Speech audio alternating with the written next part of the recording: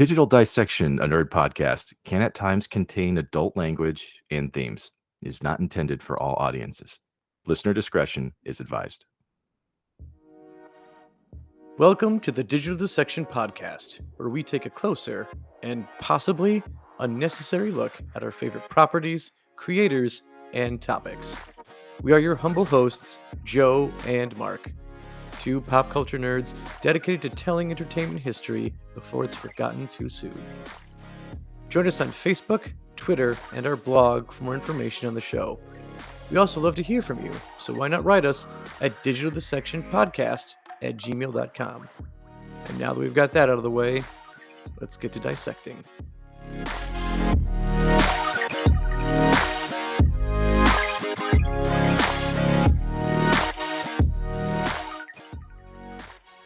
Welcome back, Dissection Crew, to an episode I've honestly been waiting for since Season 1. We're going to hop back in our retro time capsule and now review a video game. But we're going back to 1986, the year of my birth. Well, we're not celebrating that. We are celebrating a very polarizing movie, one that had a great effect on its, basically, source material, its early morning cartoon show, and its toy line after it was made, and even had a greater effect on the psyche of young children in America at the time, as well as the toy manufacturers' direction they've gone on other things. Joining us today, of course, we have Mark, always with us in every episode, except for that one weird one where I talked about handheld consoles for about 45 minutes to myself. And it's because I was in the hospital. Yeah, Mark was dying, but he pulled through. And I did. We would like to extend a very warm, welcoming Ba Weep Grana Weep Niniban to our very special guest, Chris Schmidt. Welcome aboard, Chris Schmidt. Ba Weep Grana Weep Ninibom. Yes, and now we have snacks, and we dance the dance of our respective peoples. Yes. Honestly, Chris, we should give you a little bit of an intro, and I'll provide a little piece of that because for those of you who listened to our conversation with Josh Sawyer, Chris Schmidt actually went to college with Josh Sawyer, so he actually helped us get that incredible conversation.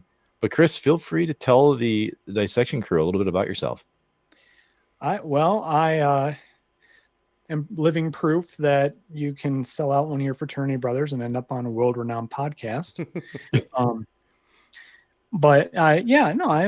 a research scientist in Madison. I work in satellite meteorology, fire detection with weather satellites. I know it's a common job, but somebody's got to do it. And lifetime nerd, if that's not obvious from the scenery, for those who are watching. I have to admit, I never watch, I just listen, but and I saw this movie the first weekend it was out in a theater in Seattle, which wasn't where we lived, but we were there that summer. Fantastic. All right, yeah, and as we'll find as we go, like a journey was made by several of America's youth because of just how lowly distributed this movie actually was. And if you have not caught on, listeners and viewers, looking at Chris's shirt, his job, where he would, I'm assuming, definitely be looking for any planet-eating robots that may come into the vicinity of Earth. We are talking about Transformers, the movie, 1986. Yes, very, very, very, like I say, polarizing movie, because definitely this is one where initially as a child I couldn't finish it. I had to be pulled away. I had to have a second chance at watching the movie. And I still didn't like it right away. It is to this day the only movie I have ever cried in. Believe it or not. No other movie has moved me to tears since Transformers 1986. But after watching it as an adult, I appreciate it a lot more, which I think is kind of a consensus of a lot of the fan base for this movie, is that if you watched it when you were young, it was very difficult to watch for many reasons, but as you get older, you appreciate it more.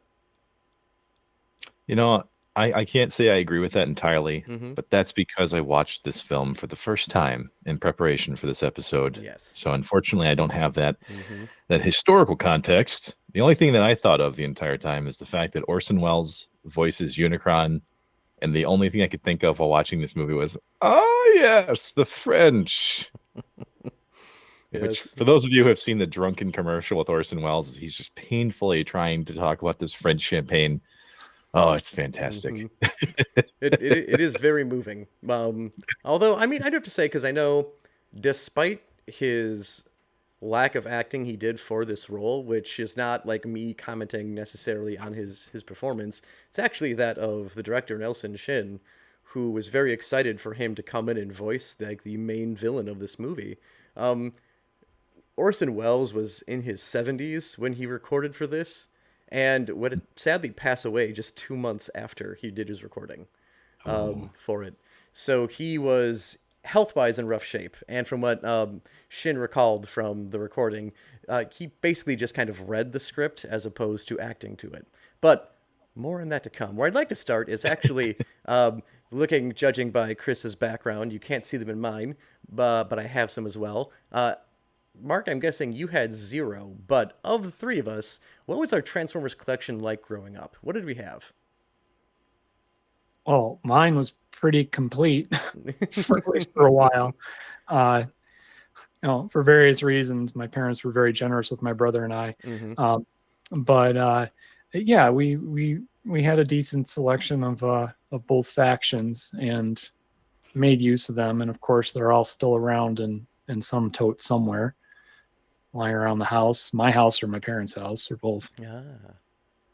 Yeah, I mean that's the dream is having the originals from 85, 86, 87 as long as that Gen 1 toy run actually made it because I think as long as they're not like yellowing and zero stickers, like they hold their value pretty good for that original line. If you want to get rid of it, I mean, come on. Who does yeah. this? Other than I think I saw some guy in Pawn Stars literally try doing an entire room of the complete Generation 1 collection. And I think the reaction that they got was not what they were expecting because basically they overwhelmed the hosts of the show and even their toy expert that came in and they're like, dude, we have to do this piece by piece. There's a very low chance we can sell them in one lot, so they're going to be hanging out forever.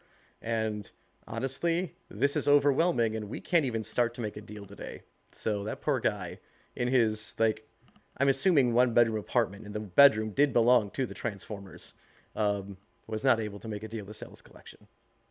Oh, absolutely.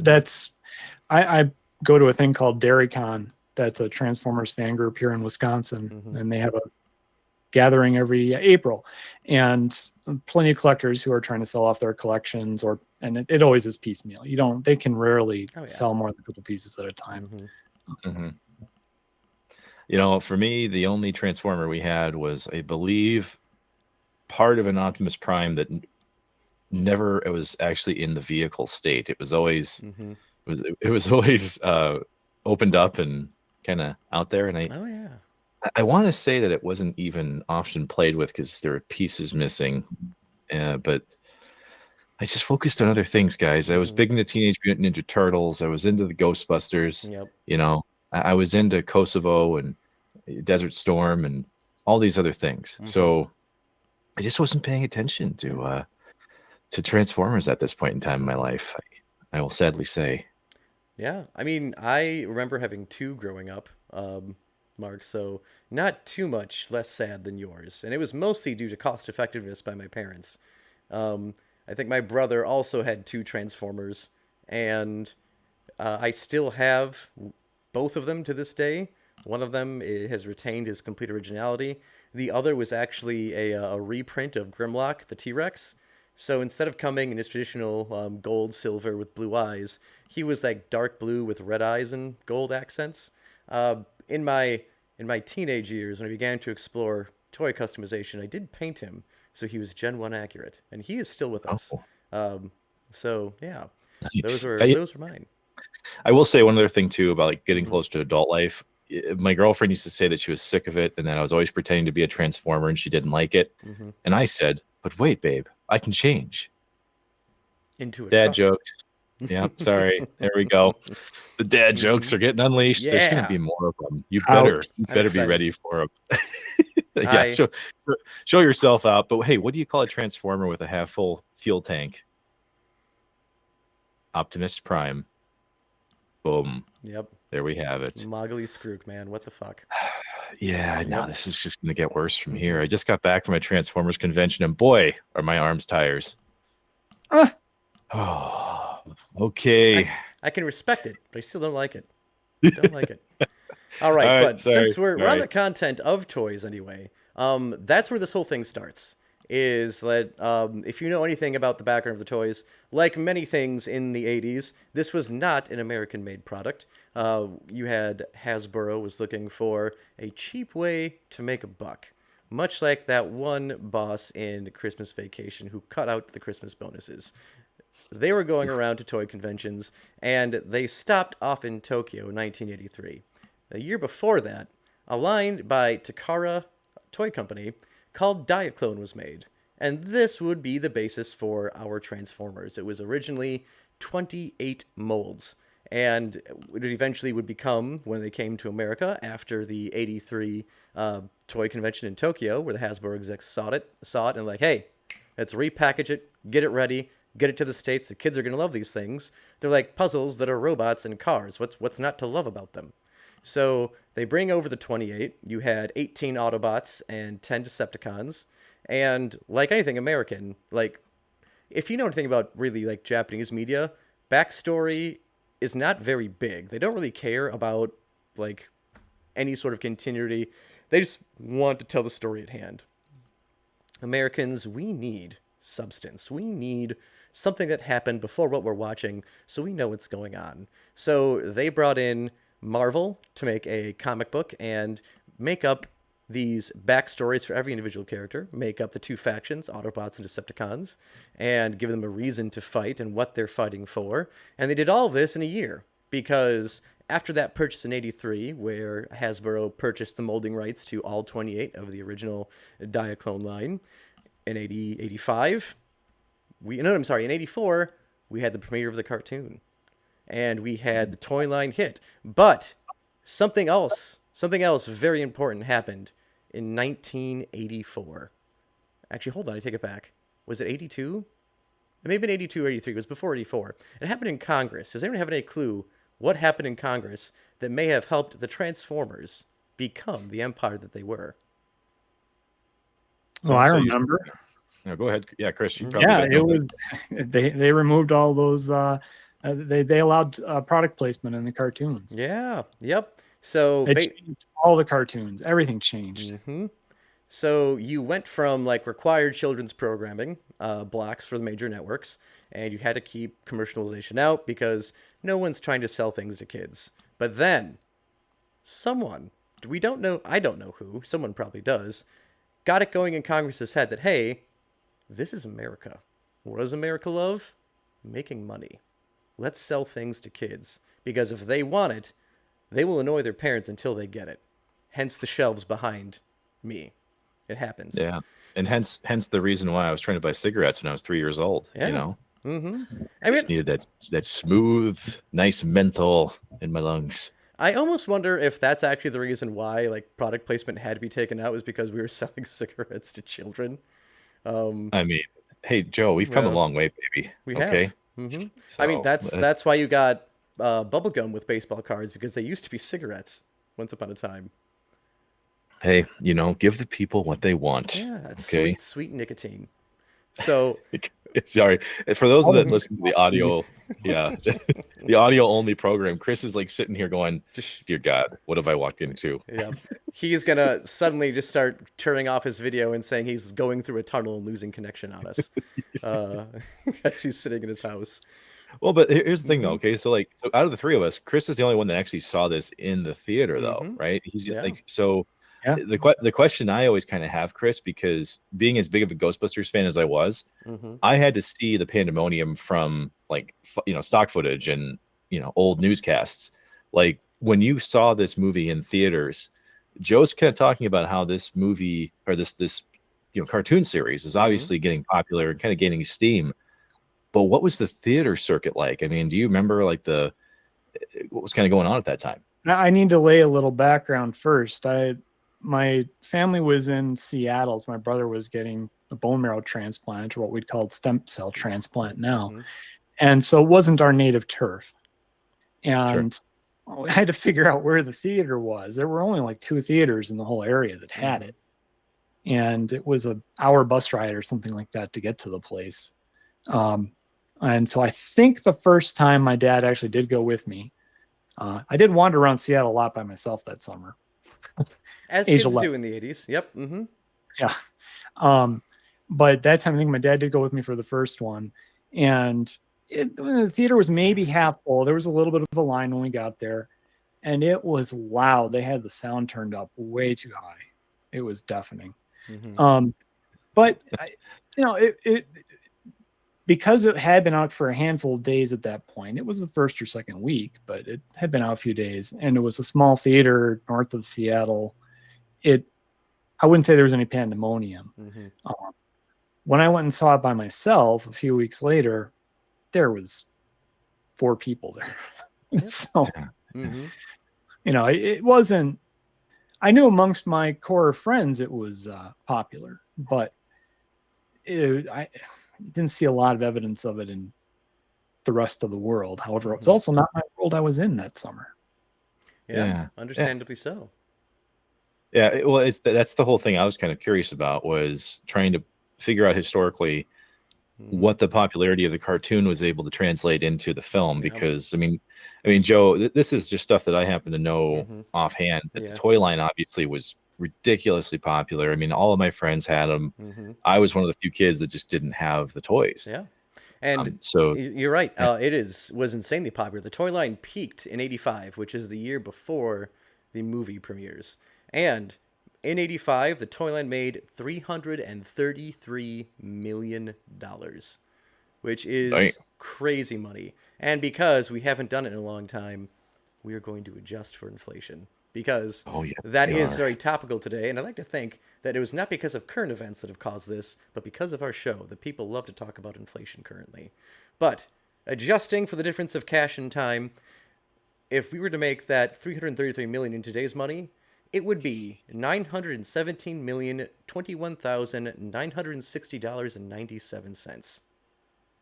So, lots of money in 1985 is what this toy line was doing. And for fans of animation, since the cartoon, basically, was that first generation of cartoons that kicked off, we are making this to sell toys to children. And this would basically continue through a good deal of our childhood and young adulthood.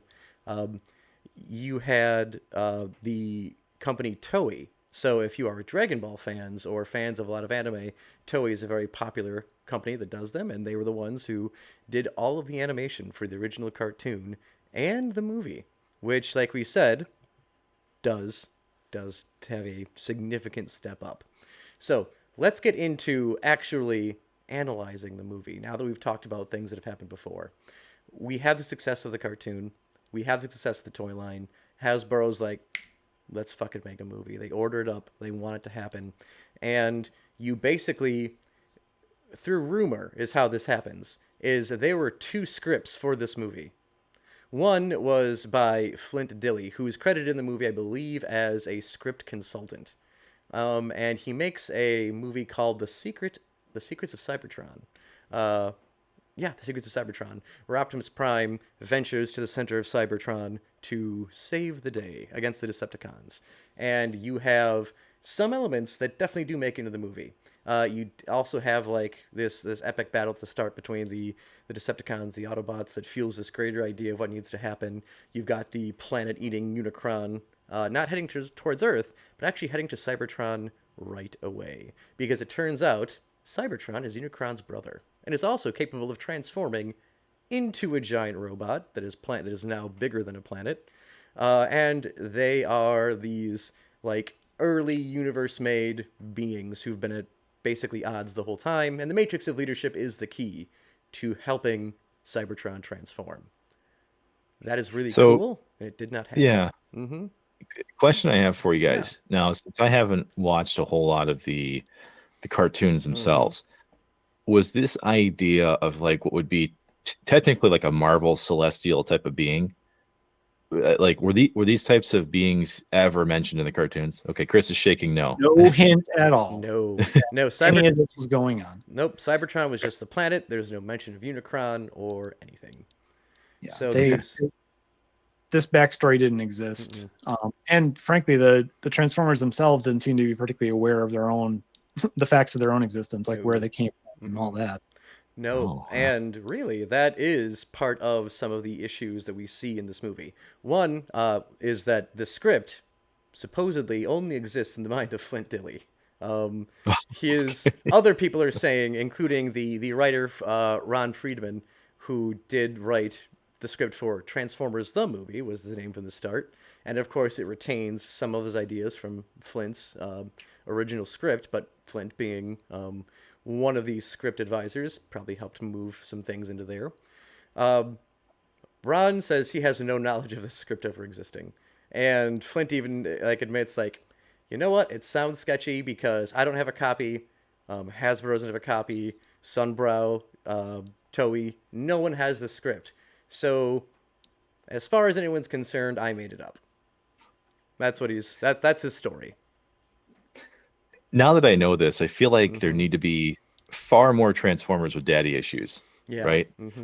I mean, because they don't know where they came from. No. I mean, how is Optimus Prime not a stripper at this stage? Yeah. Right? Is it Ron or Flint?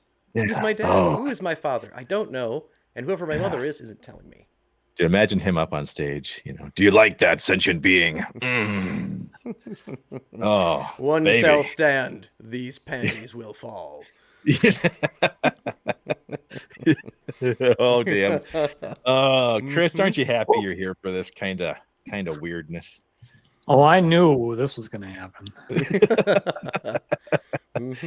So this is kind of crazy, though. I mean, of all the movies that I've kind of had a chance to analyze this season, right? I mean, even going back to Akira, like Akira, for example, had a pretty strong understanding of story and understanding of where they wanted to go with it. Yeah. It is kind of strange to me that an animation would have so little ground understood by the studio. Yeah. I mean, that's just bizarre to me. I mean, Chris, what do you think?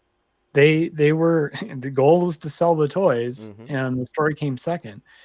Joe mentioned that Marvel was brought in to write backstory, but a lot of that backstory never made it into the cartoon. No. The comics and the cartoons diverged quite a bit. And they were basically flying by the seat of their pants. While the movie, the 86 movie, is a touchstone of Generation 1 and it kind of defines it now, it was nothing from it really existed before the movie, and after it they retconned parts of it and changed things. They assigned a creator to Unicron. The idea of Cybertron being a planet didn't really stick in Generation 1. Although the ideas of transforming Cybertron kind of popped up. They were creative and they were exploring. Yeah, that's the perfect word for it, because like Chris said, this was a cartoon made to sell toys. So you've got the writers, Dille and Friedman, admitting they don't really know much of the backstory of these characters. What they do know is Optimus Prime is the daddy, he's the hero, he's the main character, he is the person everyone loves. And we'll get back to that in a bit.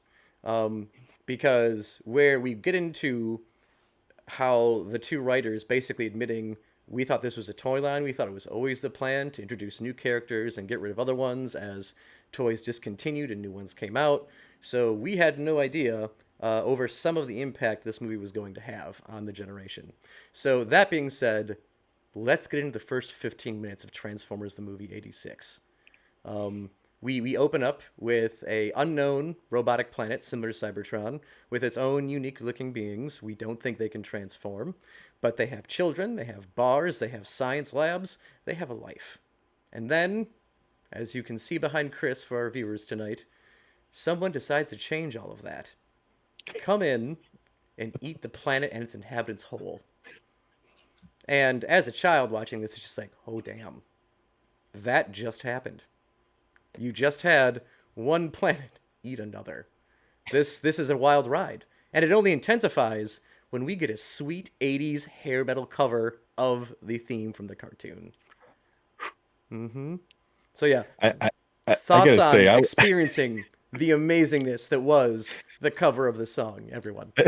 I got two quick things to say, and then I'll let Chris have it from here, because I'm probably not going to be very of much value to people here. But when I heard the music to this movie, trust me, I've seen plenty of 80s films. Mm-hmm. This music was just so unapologetically 80s. There is no way you could Mm-hmm. possibly mistake when it was made. Yep. There's no way. Like right away, I'm like, holy shit. Am I wearing, like pink shorts Mm-hmm. and, and a cut off SeaWorld shirt? It's like, Yep. yep, I sure am. Like, Mm-hmm. holy shit, I'm back. We're Uh, going to show this to our descendants in the 2060s. I'm going to assume we're all making it that far. We're going to be in oh, I'm retirement not. homes. We're going to put this movie on, and they're going to be like, "Hey, fam, this was made in the 80s, wasn't it?" No cap. Yeah, for real, no cap. They Yeah, will make straight their buck. own. Yep. And even then, that language will be dated. They'll have new things that I don't understand and have to look up on Urban Dictionary. But I won't Actually, because I'm too old and I don't care anymore. And I'm just going to fart no, openly. by that point they'll be back to like medieval speak because that's how far, like that's how full circle will be. So Mm-hmm. yes, doth protest too much, Decepticons. But this whole tone for Mm-hmm. this movie, like get the music, yes, okay, Yes. I'm wearing cutoffs and I got a Mm-hmm. mullet, okay, I got it. But then the fact that Unicron is just straight up murdering people, Yeah. or Yeah. I'm Murdering is like, the right word. like I'm just looking at that, I'm like going, holy shit, who is this Oh. targeted at right Mm-hmm. now? And You know? I mean, I'll say that at this part, it's more confusing than like actually like scarring because yes, these little beings are being eaten by this massive planet. But I mean, this is kind of like Fury talking to Loki, and Loki is saying, "Hey, does a boot have a quarrel with an ant? No, and yet you step on it." And then Fury introduces the ant to the boot. And this is what we have here. Unicron is the boot. These are the ants. So I think the scale is almost too grandiose to really be hurt by. Chris, what do you think? It felt epic to me, Mm-hmm. which was the intent, of course. Um, and speaking of the music, I, as a closeted nerd Mm-hmm. who basically only listened to the Monkees and Weird Al, um, Sure. Mm-hmm. the heavy metal was actually a good introduction to the genre in a way. Yeah. It opened up some doors. Not that I really started listening to metal, but I Mm-hmm. appreciated it more after that. But that opening really did set the tone that they Mm-hmm. weren't there to play. Things were going to Mm-hmm. happen, Yeah. and that was good. I mean, Mm-hmm. in the cartoon, there were no stakes ever. Nothing ever changed. No, no. I mean, I think the first episode, Optimus Prime, does a slam dunk on a basketball court. Um, it's very, Yeah, very childish and very much made for children. Like, hey, look at these cool robots. They're toys. Go and ask your parents to buy them. They play basketball. That's what the kids like. That was happening. And now we're introduced to substance, which we had never seen before. And what's coming up next proved we were unprepared for it. Because after you get the 80s cover, you get one from the series catapulted 3 years into the future from where the cartoon left off. The Autobots have made a base out of one of Cybertron's moons. They're thinking of this grand assault that's going to come up, and the Decepticons, of course, because of Laserbeak, one of the cassettes that belongs to Soundwave. And if you're not familiar with the property, there is a robot that transforms into a boombox, and these little things that used to play music called cassettes, these square plastic things with a film-like object inside of them, would play music. And for this transformer, they would pop out as other small transformers, and he could send them to go do espionage and fight and whatnot. So the Decepticons learn about the plan, and here is where shit goes down because Prime sends off Ironhide to Earth, like we need more energon, and we're gonna kick some Decepticon tail, right? And Megatron sees a message, and he's like, foolish Autobots, we'll see about that. And the next scene does open up some more amazing hair metal called Instruments of Destruction by NRG. Great name, gents, by the way. And you have the Decepticons blowing a hole in the shuttle. And bonus points to anyone who can name the first known death in this movie, because this Autobot steps up to the plate. Megatron says, "Die, Autobots," transforms into his gun form, and Starscream blows a hole right into an Autobot to get things going. I can't remember if it's Ironhide or Ratchet. It was actually Hound is the first Oh, one to what? die. Yep. Mm-hmm. Yep. So, and then that's an indication of what's going on because now with Ironhide and Ratchet, two big fan favorites at the time. Your southern talking sassy minivan, who is Ironhide, and then the medic Ratchet, who was an ambulance. But before they get an inevitable death, you have this cool Datsun 280 ZX Turbo police car called Silver Streak. Boom, hole blown right through him. You see the life leave his eyes in the smoke, and he goes to the ground. And then you've got Ironhide is the next one to get shot and fall. Then Ratchet gets blown to hell. And what gets really dark after that is when the Decepticons are going over their plan to go undetected on Earth to Autobot City and then take over the city. Ironhide, in a dying attempt, crawls over to Megatron, grabs his leg, and says, "No!" And Megatron says a very, something about, useless sentiment or some sort of just crushing line, and just blows Ironhide away point blank. And at this point, kids are like, what the fuck just happened? I thought he said, "No, brother, they expect one of us in the wreckage." Oh, wait, no, wrong movie. Yeah, wrong I must be a few decades ahead. Oh, you are. Dude, and they were swearing too. Yeah. The robots were literally swearing in this. I mean, And I've said it before. I've said it a couple times already just tonight. I saw this movie for the first time. Yep. Like, jaw was dropping. I'm like, dude, they're like, did I just hear a robot say shit? Yeah. Like, I'm pretty sure I did. You did. And then this is also the thing that is difficult to actually get a hold of, because I own two versions of this movie that are distributed for home market. And in neither of them do I get any Autobot swearing or any Decepticon swearing. They're edited out. And a lot of this happened when it went to home because they made some changes after what happened in the theater. But yeah, Autobots and Decepticons both were swearing up a storm as they were dying and getting blown away or blowing others away. So you're misremembering. There were actually only two swears in the whole movie. Ah, okay. And I only know it's two because I just read that. I only remember one, which is when Spike says, "Oh shit, what are we going to do now?" Yep. On the moon base when Unicron destroys the first one and doesn't blow up when they try to self-destruct it. Yep. That's the one. I don't even remember when the other one was. No, because that Spike swearing is the only thing that I remember making it, and from what I watched, because I did watch both of my home releases that are different from each other yesterday to make sure I'm seeing things, because there were different ones. And yeah, in both of them, Spike was the only one who swore as they were getting almost chomped to bits on the moon. Not gonna lie, part of me was almost expecting there's going to be like a hydraulic inspired sex scene based off of the first 15 minutes. I mean, I just had no idea where things were going to go. No, but where things go next is actually where the executives wanted it to go. And we got introduced to some new Autobots. We see Hot Rod, who is this really cool flaming sports car, the logo he has on the front, that's futuristic and Cybertronian looking.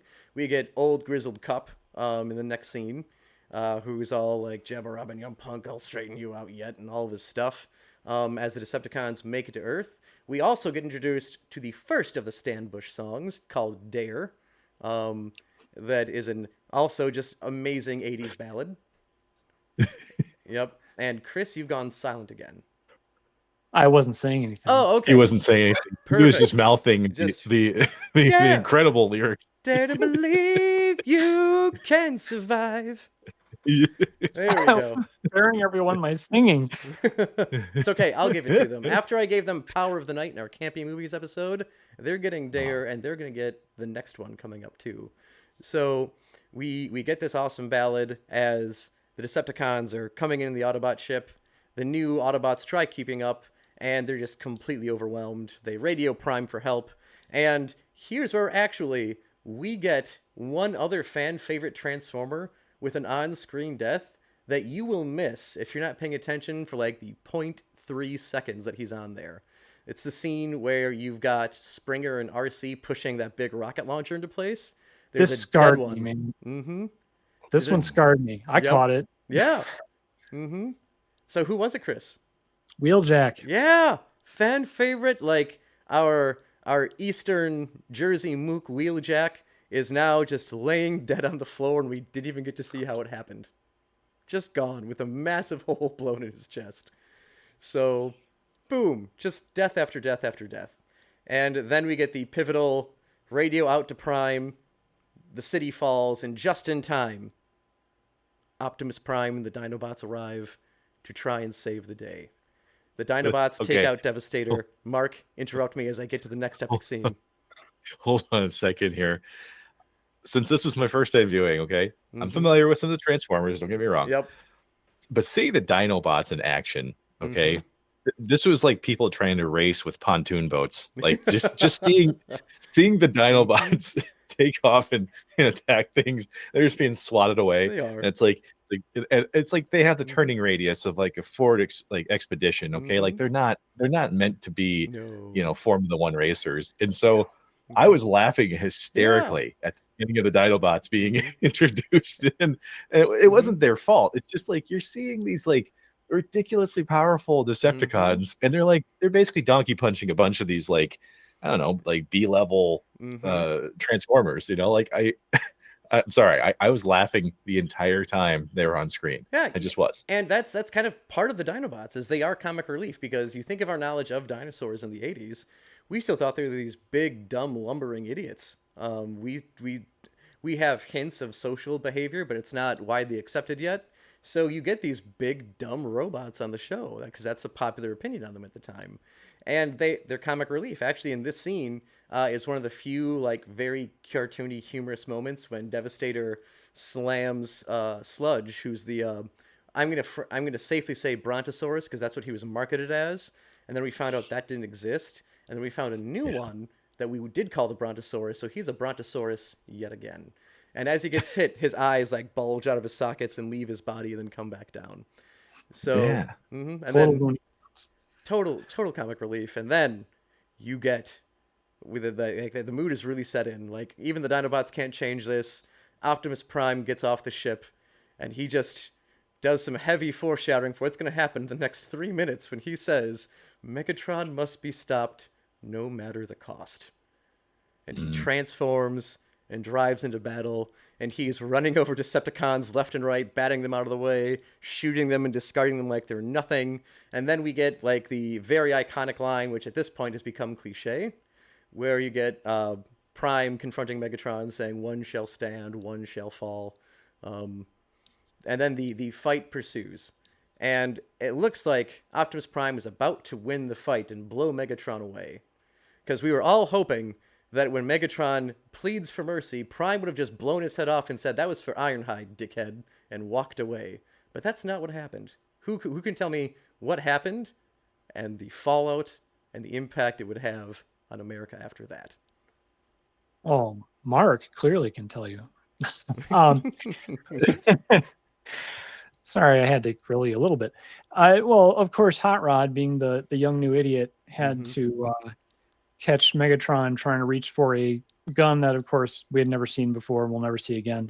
Nope. That somehow manages to puncture Optimus Prime several times when Mm-hmm.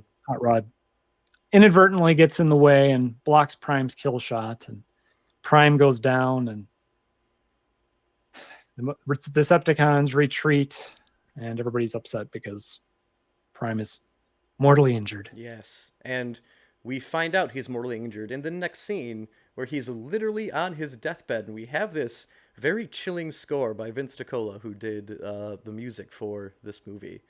And you've got like a heart rate monitor, which, is just there because we need some frame of reference. They don't have hearts, they're robots, they're machines. It was still triggering. Very triggering because you knew what was going to happen. And you get the line that, believe it or not, I used on my parents when I was in the 6th grade. I got my appendix removed, and going into the whole thing, I'd asked the doctors to when it was done to tell my parents I didn't make it just to fuck with them. They of course did not agree to this, but I did not know they didn't agree to it. So when I came out, and my parents were looking at me, the first thing I fucking said, because apparently this was in my subconscious mind, I held up my head and said, "Do not grieve. Soon I shall become one with the Matrix." My brother laughed. He got it right away. My parents were like, "What the fuck is going on?" But as a kid watching this, you're like, "No." And then immediately Daniel says, "Prime, you can't die." And that's where we all were. Like, you can't kill him. He's Optimus Prime. And Please tell me oh, your dad was wearing overalls in the operating room. no, but it was a Please, John Deere please. hat because this was a small Damn town in it. Wisconsin of no more than 4,100 people. Um, I've just got to mm-hmm, say, because we haven't actually mentioned this just yet, mm-hmm, but what did kind of keep me in this, because yes, seeing Optimus Prime pass mm-hmm. away was actually pretty jarring, even as an adult seeing Yeah. this. Mm-hmm. What really was the thing for me that stuck out was recognizing that Judd Nelson was Hot Rod. Yeah. You know, that Mm-hmm. that Unsolved Mysteries Robert Stack was Ultra Magnus, right? Yeah. And Mm-hmm. and just picking up on the fact that there's a lot of these really, recognizable and Mm-hmm. solid actors that are a part of this core group. Mm-hmm. Which Um, should have been a hint to our young selves that things were not going to go well because they got lead billing on all the promotional yeah, material. yeah. Optimus Prime was literally transformed in the background as a truck, and you had the new ones up front doing things. So like something was up, but not enough of us caught on to what it was because we I could didn't get see that hint at all. no. Mm-hmm. It seemed to me like this is how you get the parents to want to be interested. It interested my parents. Mm-hmm. They Yeah. were like, "Oh, I Robert, mean, Stack, Eric Idle." My dad was really kind of happy to hear Eric Idle. I think that made Mm-hmm. made it worthwhile to him. Yeah, Eric Idle from Monty Python was one of the Junkions who we'll get to. you mean to tell But me that Brave Sir Robin is in this movie? It's like, yes, he is. Let's go check it out. hmm I mean, and yeah. Chris, you are the best person to have in the group right now because you actually had the first-hand experience of in the movie theater watching this happen. So, if you remember, walk us through what was going through young Chris's mind as Optimus Prime faded to charcoal on us on screen and died. Before you answer, Chris, I don't want to say young Chris because damn it, you're still in your prime, sir. I just we'll just talk about the My earlier hmm operating system of Chris. Yes. my hmm Optimus Prime. Yeah, there we go. Okay, Mark's rubbing off on me. Um, I in moments of shock, hmm especially at that age, but even still today, I become hyper focused, and I was hyper focused on what was going on screen and trying to understand what was going to happen next. Um, I do remember hearing some sniffles in the room. I don't know if anybody left. hmm Uh, I'll give myself some slack. It was 37 whatever years ago. Yeah. Um, but it, it didn't feel real, which means I was having the kind of, I knew in retrospect, especially I was having the reaction I would have hmm to such an event in real life. It was jarring. I think I kind of knew it was supposed to happen. That might have been spoiled for me, but it was before the internet. If you heard Yeah. rumors, and I didn't have a lot of doorway pathways for rumors back then, hmm you really had no idea if there was Yeah. any validity to it at all. No, there definitely had to be a state of disbelief because who kills the main character in a show and keeps the Right. show going? We're not everything's Doctor Who. It's not laid out like that. So, Or There's it's also not like maybe there's he'll the come back display. because, you know, that idea was already there in hmm some way yeah. from some media. I can't even remember what. hmm Not Transformers, some other stuff. Yeah. Well, I mean, in a real world thing that was going on is that, like I said, like the Secrets of Cybertron was declined if it never existed, and you had this new script brought up, and the new script didn't have Optimus Prime die in it. However, executives told Friedman Optimus Prime needs to die, and he's like, you can't do that. Like, he's the literal daddy character. You can't kill him off. He actually went on to quote in saying that the Department of Psychology with the School of Business would try to create a formula that assessed when kids became connected and what emotional triggers caused them to lock on. A lot of it was common sense because I had kids and saw how they responded. It was really useful because it validated what I saw myself when I was a kid connecting various comic book, cartoon, and film characters. It gave me some insight into what I needed to do, and was one of the reasons I didn't want to kill Optimus Prime. So he was against it, he fought it, the director fought against it, the script consultant, Flint, fought against it, and the executive was like, no, it's happening. Like, it's a toy line, Prime is selling really well, We want new ones to sell. We need a new leader and a new figure to look up to. You kill him off. And there was zero budge on that idea from Hasbro. They're like, nope, he needs to die. So, and again, like with the other characters, like the writer's like, yeah, whatever, like they can die. We have no idea, like that some people will have favorites other than Optimus Prime. So, big whoopee. New toys are coming in. Those ones got discontinued. We can't keep them on the show anymore. But like they knew from the get go, don't kill Optimus Prime. It's going to have an effect. And Dilly would even get like reports and like hate mail because he's credited as one of the writers from parents saying like I had to walk my kid out of the theater sobbing because they couldn't handle it anymore. And he got multiple of these. He even got one from a parent who said, my son locked himself in his bedroom for 2 weeks and refused to come out because Optimus Prime had died and he was his hero. And I can't believe you did this to children. So that was, if you had no idea how much a movie could really impact a society, especially of kids, this is what this movie did. I will say that this alone has a larger impact on the Transformers franchise than any other singular point. Because you would think after this movie, Hasbro learned. And like, you know what? We are never killing Optimus Prime again. That is untrue. Does anyone know how many times in total Optimus Prime has died in all forms of media, whether this is comic books, cartoons, and other movies? If you actually found an answer to that, I'll be really impressed because it's high. I found It's an double answer. digits. Yep. Mm-hmm. It's easily double digits.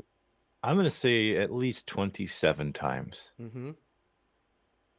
I'm not even gonna And try to guess. Not even can't even wager a notion.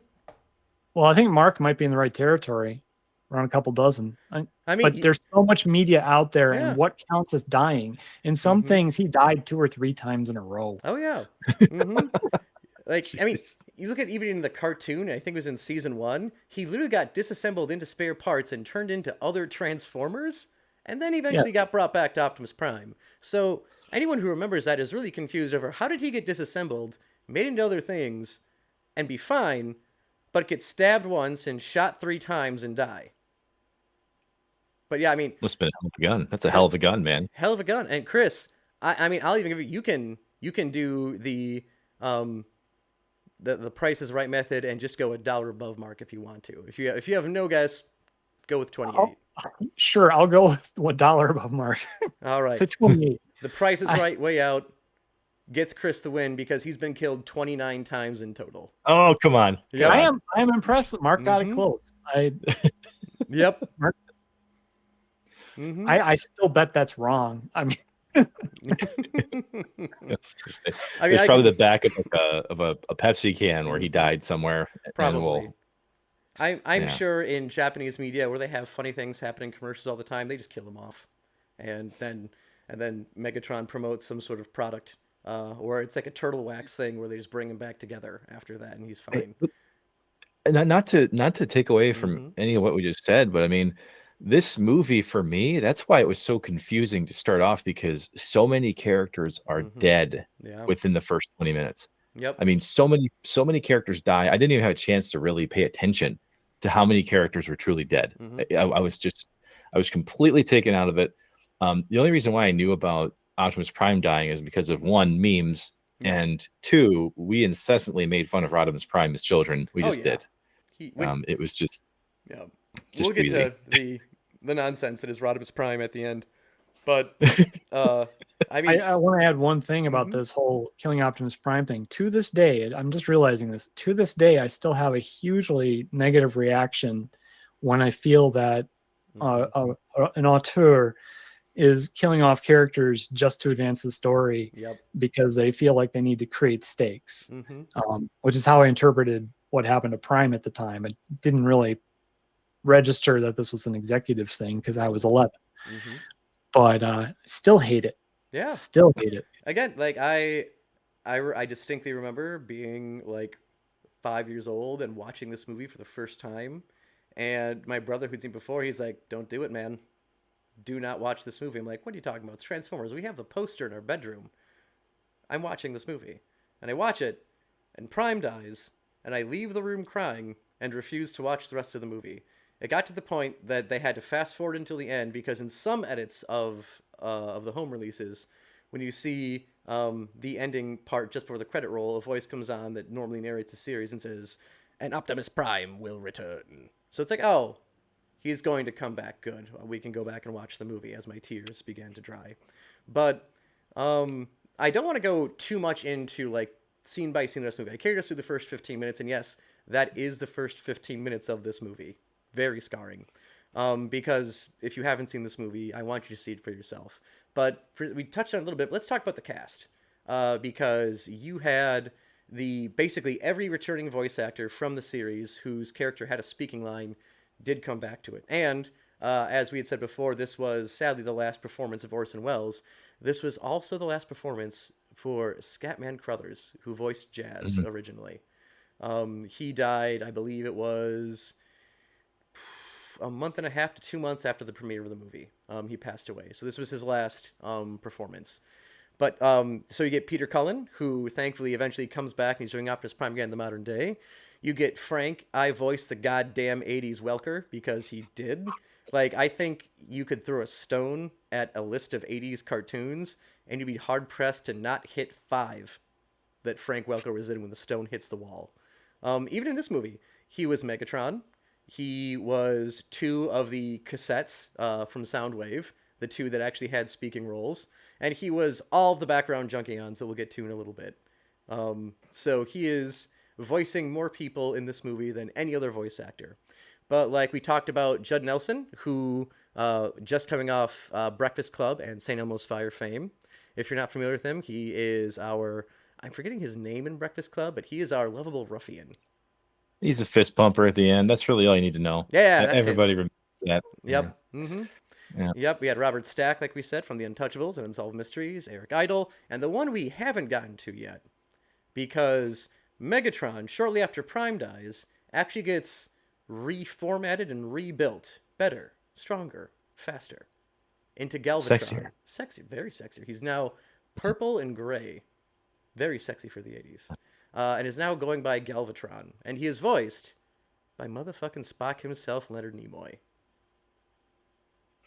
All I can think of, and Chris, I don't want to cut you off if you're saying something here, but all I can think of Leonard Nimoy has nothing to do with Transformers. It has to do with a Dreamcast game called, I think it's called, what is it now? Seaman.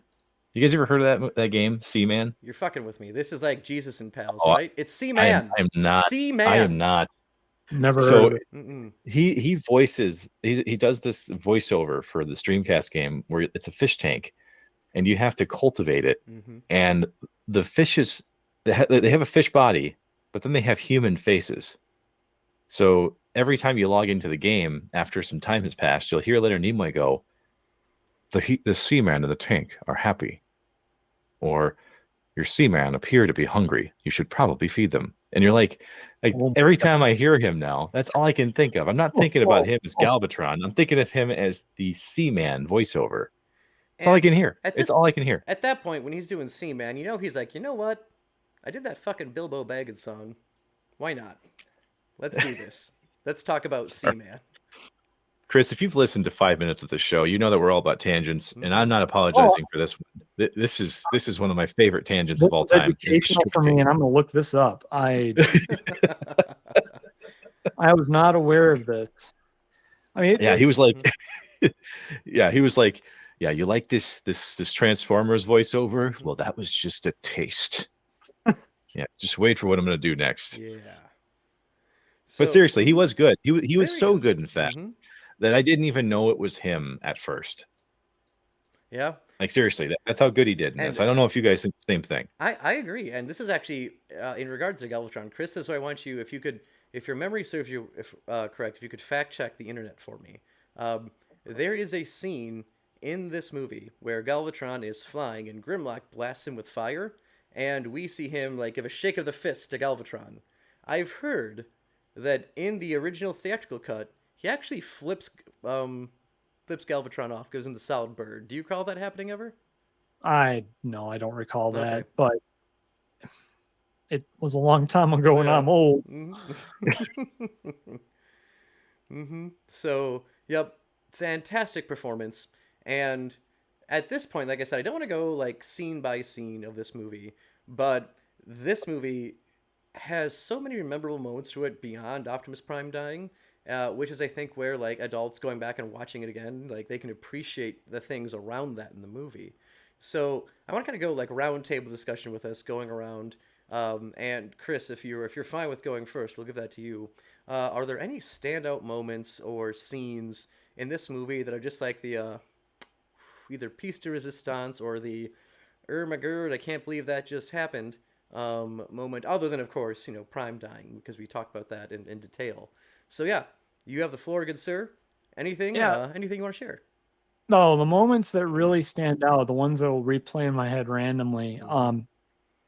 Perhaps the most cathartic 30 seconds in all cinema, at least for me, was the death of Starscream, Coronation Starscream, Yes. that comedy.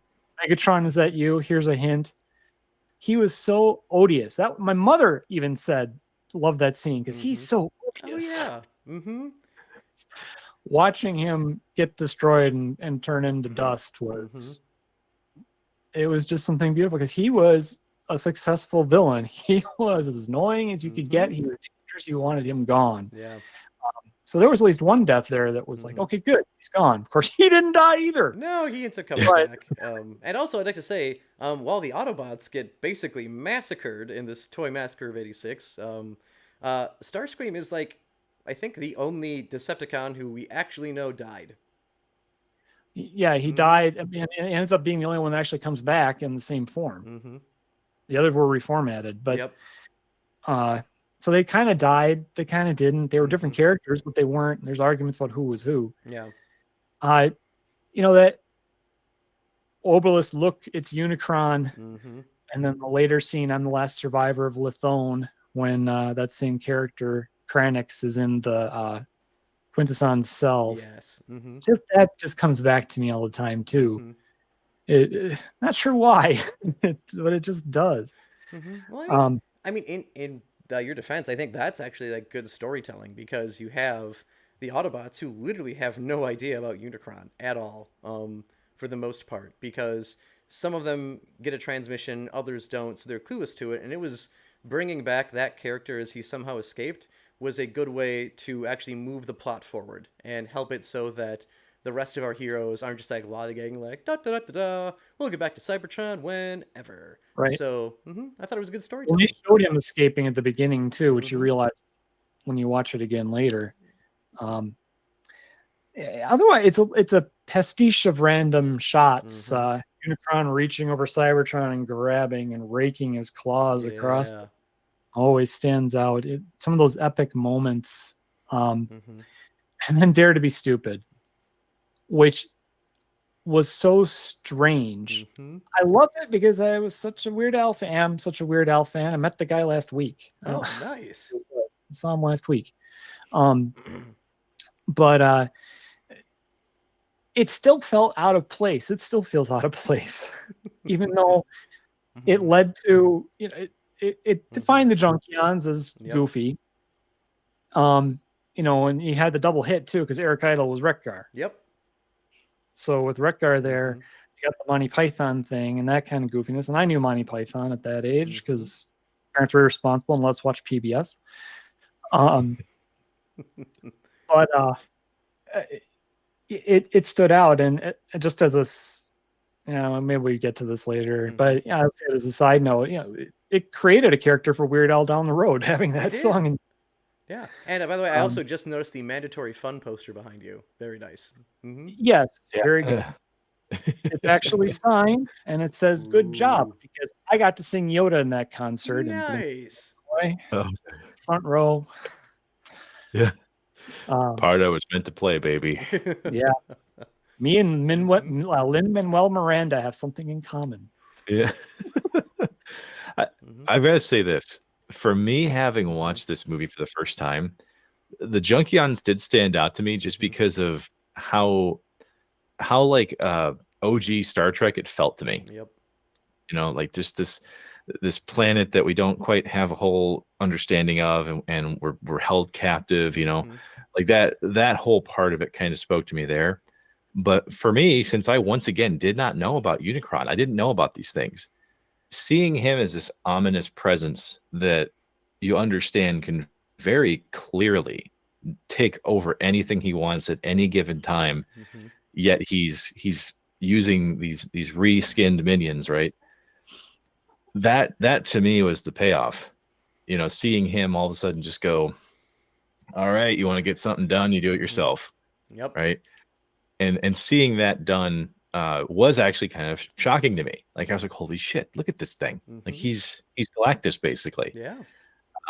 That was a huge reveal, and I was that didn't see it coming. I had no idea. Total blind spot for Hmm. me. Yeah. Again, just again, like some of the beautiful storytelling that I think a lot of us who watch it for the first time in our youth missed out on because of the just the tragedy that fell upon us all. Um, and I'm gonna mirror a lot of what you two have already said, and for me, the standout scenes are definitely on the Planet of Junk. Just biggest reasons being one, I think it was actually, despite what does happen on the Planet of Junk, I'll get to that in a bit, it did provide a lot of much needed levity that this movie really needed, because we get a few quips here and there, but then you get this race of transforming robots who seemingly can't be killed because they're made out of junk. So like when you knock them down, they just literally shove their parts back on and just keep coming back at you.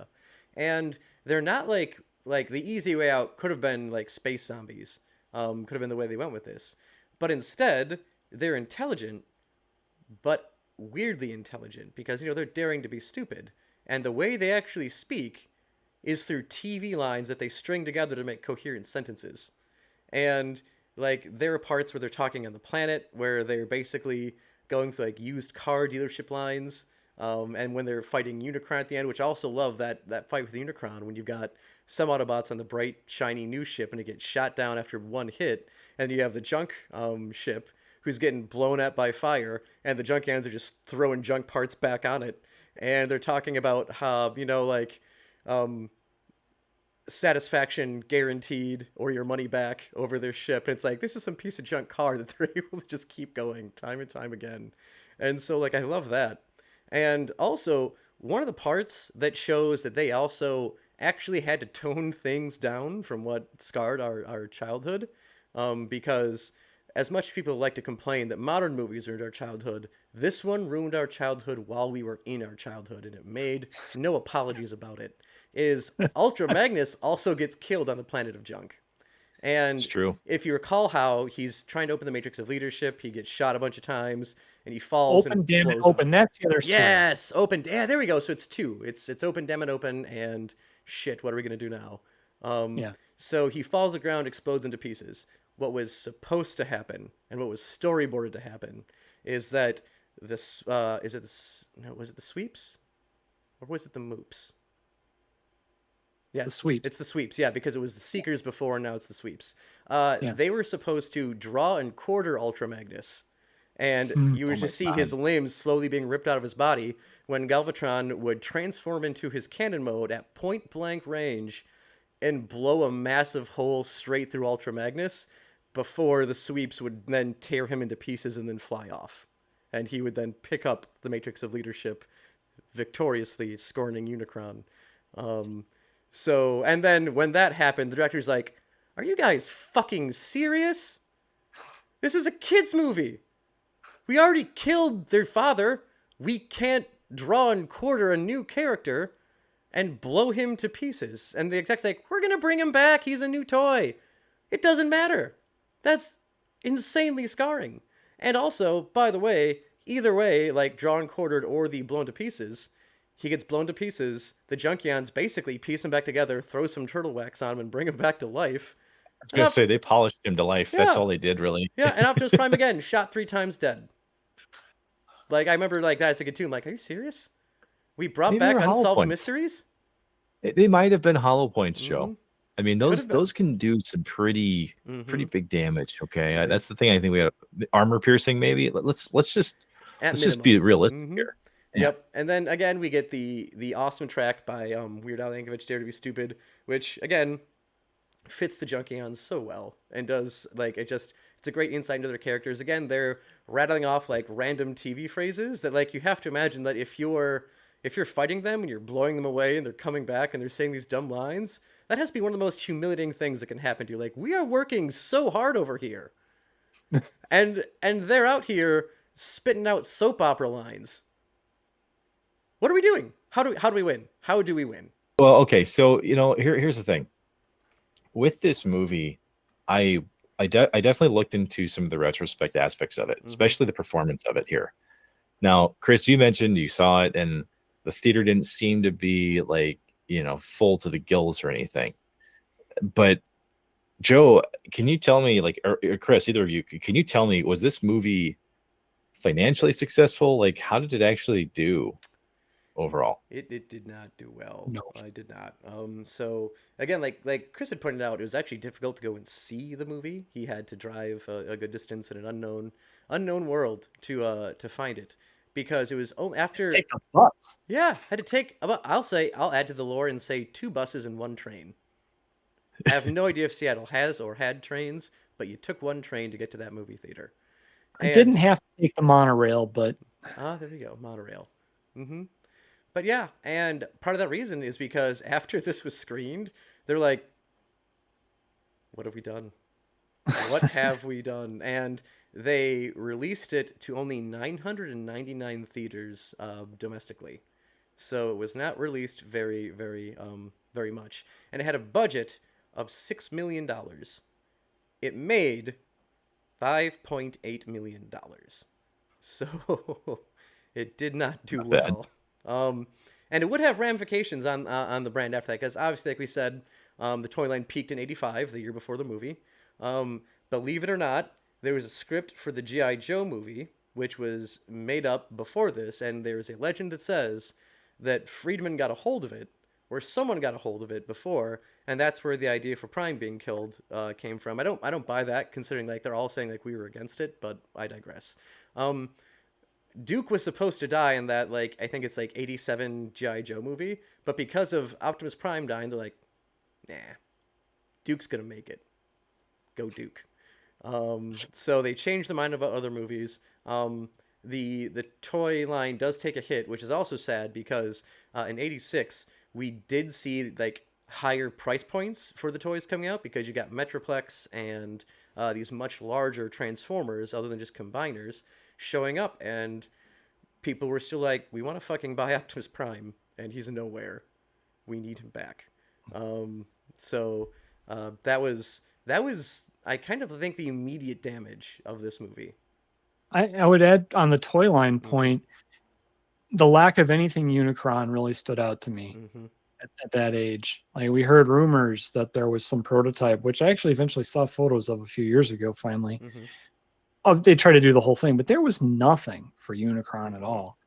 And Ultra Magnus is supposed to be one of the focuses. He wasn't very easy to play with, because he was basically a shell with a white Prime stuck in him, and his arms could move, but his legs couldn't move. Yeah, and to interrupt you right there, I've been piecing this together over the years because I did not get him as a child, but now that I have adults, I'm an adult and I can make money, I have been slowly piecing together an original Ultra Magnus. So you can see him here. Very nice. And you can see that his legs don't do anything. If you look at him back here, you can see the white truck cab that is just a remold of the original Optimus Prime. Mine is only missing the tiny fists that go to the cab transformer and his blaster. So he'll be complete soon. But yeah, he can literally move his arms. And again, like even like his head, you have to pop this off and it's Optimus Prime underneath it. So as a toy goes, he's big, but he's very underwhelming as things go. And then you get like Hot Rod. Like, if you have not seen him, this is Hot Rod, who is again this very cool like futuristic race car. He's very easy to transform. I won't do it on camera. You can find these pretty easily, these reproductions, and pick them up for yourself. He's also pretty cheap as far as reproductions goes. So he was one of the toys that I think did relatively well. But yeah, like the toy line for it was impressive. I don't think the one female Transformer, and also the first female Transformer ever made, did not get an action figure. She didn't show up until the 2010s. Yep. the only reason she's in the movie is because the director's like, my daughters watch the show, they love the show. I want a female Transformer in it, and the pushback from Hasbro was pretty big. Basically, kind of like the same thing. This is me just talking out of my ass. To my imagination, it's pretty similar to like what got Titans canceled. The no Young Justice canceled is that people weren't buying the toys for it, and someone said they were really got great character arcs, and with especially with the female characters coming up, and some executives said, girls don't fucking buy action figures, so we're canning the show. And I think that was kind of the same mantra behind this. Is like, sure, your girl watches this, but she's not going to fucking buy a Transformer toy, which is probably wrong because I'm guessing she had toys of the show that she liked to watch. So I don't get it. Yeah, I mean, Mm-hmm. those are some beliefs that I think persisted even as recently Mm-hmm. as the sequel trilogy of Star Wars. You know, people were saying that Rey, no one would buy, girls won't buy Rey toys or whatever. He's not sexy And enough for that dad bod of his. And in modern well, times, very different story. Ray's probably the most attractive of the four Ghostbusters these days. oh, I was talking about Star Wars Rey, Oh, not Ghostbusters I'm Rey. sorry. I just assumed Ghostbusters because of how much you like No, Ray. Okay, my bad. no, not at all. But Mm-hmm. I mean, with Frank Walker, I get it. Yep. Mm-hmm. But ultimately, though, I mean, here's what I want to say about this because Mm-hmm. I'm pretty sure this movie came out during the same time that Aliens did Yep. and the Karate Kid sequel. So I don't think there's really any scenario here where this movie has a chance to be successful. No, and I think it made like 1.7 million in its opening weekend, which is not flattering. Not a good look. Yeah. Mm-mm. Yeah. So, I mean, I just don't see it happening, man. I don't at all. uh-uh. Um, but I guess overall, though, this is where we usually like to close things is talking about the Mm-hmm. legacy of a property. And we're kind of already on its doorstep. Now, in the spirit of our guest, Chris, we'll let you kind of start first here. Where do you think the Transformers, the movie, really kind of fits within pop culture and its overall impact?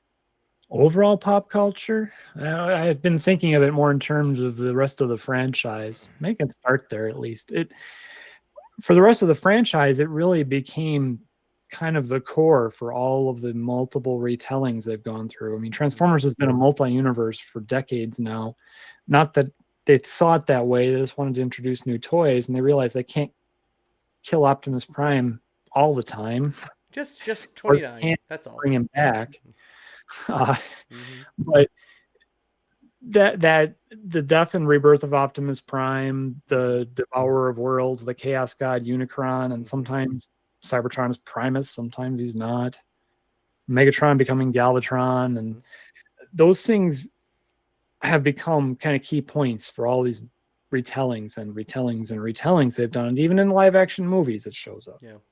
All of it shows up. Even the stuff with the Junkion speaking TV words. That Bumblebee only uses radio Mm-hmm. slogans in live action movies until the absolute end. So it's that's had a big role. But the movie, as far as broader pop culture goes, it's really in there. You'll catch Mm-hmm. references. I've caught references in the weirdest places. Um, the touch shows up in Boogie Nights, Yep. sung by Dirk Diggler, Mark Wahlberg, who later starred in the live action movies, and it's popped up other places too. And the whole notion of the traumatic death of Prime has popped up. I wish I could remember where, just offhand, but I think it was even Agents of Shield. There was some kind of left field reference to Transformers the movie, which I had to go back and watch again to confirm for myself. Is that really what I think it is? But because a lot of people are creating stuff now did see Mm-hmm. this as kids, and it is baked into their psyches, whether they're thinking about it or not. Mm-hmm. Yeah. But because if it had a longer impact, I guess it's because it did shape the franchise as a whole and its repeated retellings and how those have blossomed out into the rest of popular culture. Yeah, and I mean, at the very least, we get a Prime Day meme every year with Optimus Prime, reminding Yes. us who died for our sales and how too many people forget the real reason for the season. Yes. Mm-hmm. Joe, since I have far less to say, I will go before you here. Mm-hmm. Yes, most of my recollection of this film, without having obviously seen it all the way through, was because of jokes or memes. It was far less to do with impact, I think, initially. Now, after having seen it as an adult and kind of looking at what they were trying to do with it, I think the legacy of this movie, it's definitely hitting you over the head that yes, we were trying to sell toys. Mm-hmm. We were trying to do something that allowed us to put more plastic out there, and I did still enjoy the action. You know, for a lot of animation, especially at that same time period, you can definitely tell there's a big difference in quality and what they were trying to do. Yeah.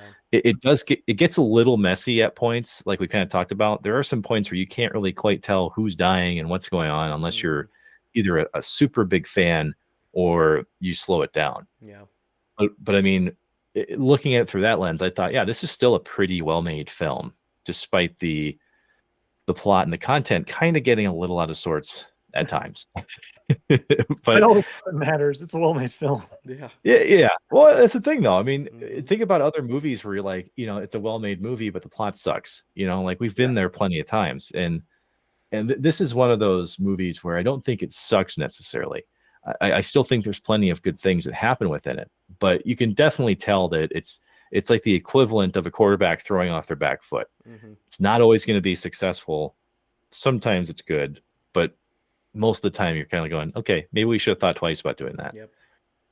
And so that's kind of where I am with it. I think the acting performances definitely help raise all boats in this Mm-hmm. case. And so walking away from it at the ripe age of 35, I mean, you'll see worse movies out there Yeah. for sure. Mm-hmm. Absolutely. And echoing a bit of what was already said, I will say this is probably the first bit of animation I saw as a child that blew me away. Like I didn't believe this was possible. Like it could look Yeah. that good. And also I know that I read a report. I'm forgetting the name of the critic who said that I'm sure the animation is great for children, but for adults it actually is going to fall short. And looking at it now, I sort of be like, fuck you, dude. Like I think it looks beautiful. This is great. Like compare this shit to Disney. No, Transformers '86 every time looks more beautiful than anything Disney's making. Um, so, Yeah. but I think for like its legacy is probably is it stands as a dare for the modern media as a hey, you think you can kill off your main character like we did? It proved as kind of a speed bump for the franchise as a whole because like the toy line's going on, it's still making millions of dollars, it's still doing well.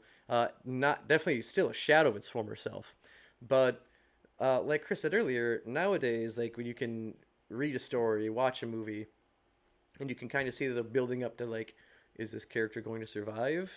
And like they're using that as like this kind of like this lame tension point to keep you interested. I feel like inadvertently, like Transformers is a root cause for a lot of that, is because we killed off Optimus Prime. We probably shouldn't have. We brought him back fairly successfully, so we see other franchises thinking, should I do the same thing? Am I going to build interest and have this character die? Or do they narrowly escape and we do not pull a Transformers '86? Um, so I think it's beautiful animation.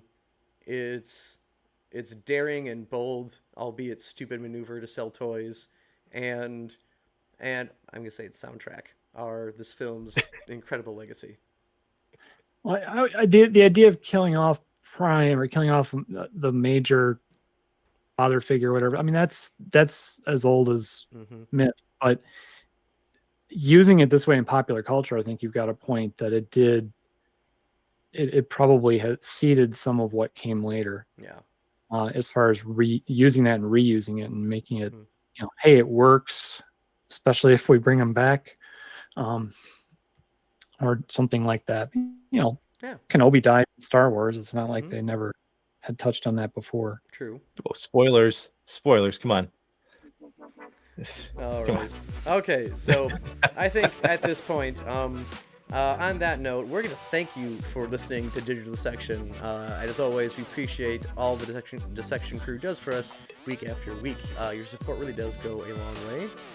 And if you happen to have found this by accident because you looked up the Toy Masker of 86 and found us, why not drop us a review or comment on the show? We also really love hearing from you, so feel free to message us at digitaldissectionpodcast@gmail.com. That's right, we are old enough where we still use email. And we welcome your ideas for future shows, as well as anything you would like to discuss, because we've got the time on our hands. And until next time, keep on dissecting, and don't worry, Optimus Prime will always return.